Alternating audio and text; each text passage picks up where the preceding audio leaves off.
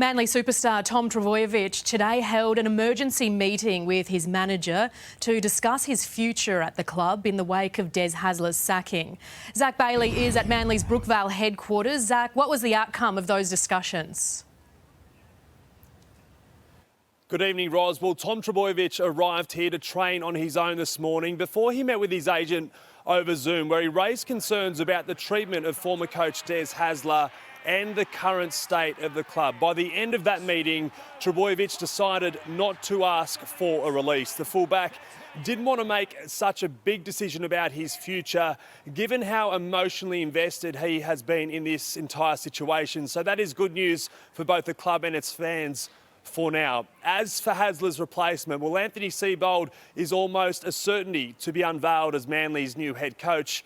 Seibold heads to the UK on Sunday as an assistant coach of England's national rugby union team, and he won't return back to Australia until the end of November, but the first crop of Manly players will return for pre-season training on November 10. So, Ros, that means a host of Manly players will return here for pre-season training for the 2023 NRL season without their new mentor for almost 3 weeks. Zach Bailey at Manly HQ, thank you. James Tedesco has done just about everything in rugby league, but this weekend will be the pinnacle of his career. Tedesco will lead the Kangaroos onto the field at the World Cup, an honour he never thought would come his way. A name forever etched in the history books. James Tedesco is captain of the Roosters, New South Wales and now Australia. Is this the greatest honour of your career, captaining your country? Yeah, I think so.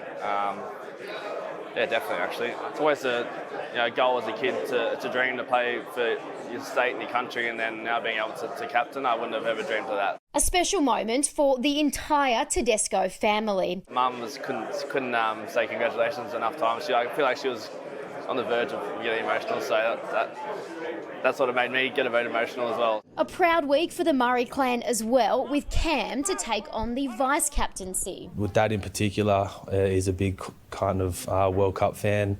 You know, he's got the old videotapes back in the day of the olden days, and yeah, we might see if we can transfer the old videotapes into DVDs or something, or USB, because they'll probably stop working soon. Murray's got extra incentive when he pulls on the green and gold jersey. His one and only test was in 2019, a shock loss to Tonga. I feel like I left a little bit in the jersey too. I wasn't really happy with my test debut when it happened, and I felt like I let a few people down last time. So yeah, like I said, there's a bit to prove.